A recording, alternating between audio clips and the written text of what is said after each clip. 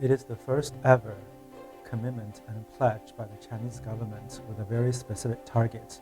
It is significant also because the magnitude of change and the investment that is required.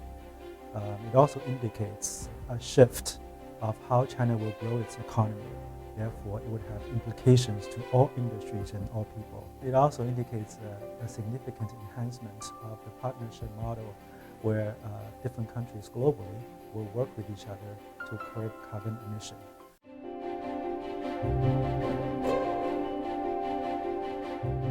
The challenges are definitely there, obviously. From the financial investment perspective, we estimated there is about 90 to 100 trillion RMB investment that is required, which essentially accounts for about 2% of the cumulative GDP between 2020 and 2050. It is really critical for the energy sector to go through the decarbon process. That actually contributes to the majority, over 50% of the carbon reduction contribution. Therefore, the most critical measures, obviously, will be to increase the use of renewable energy to the extent that is possible. For the remaining parts, it will actually need to be compensated by the increased use of nuclear energy. And obviously, there are still concerns for the nuclear energy. Therefore, they need to have more technological advances to assuage these kind of concerns and limitations. In many ways, China has made quite a bit of progress already in the last 5 to 10 years. For example, from the energy sector, the renewable energy really has progressed significantly.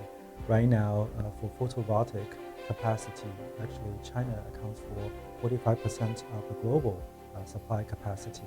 And for the wind energy, it already also counts for 35% of the global supply capacity. And then from the industry perspective, we've also seen significant progress due to newer standards that are being set up and implemented, and also for different capacities that are being reduced or upgraded.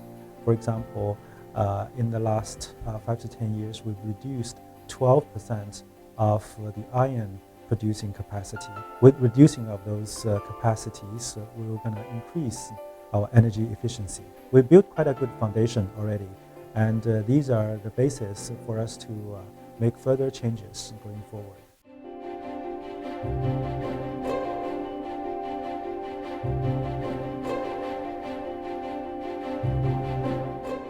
The transition will be painful and strenuous.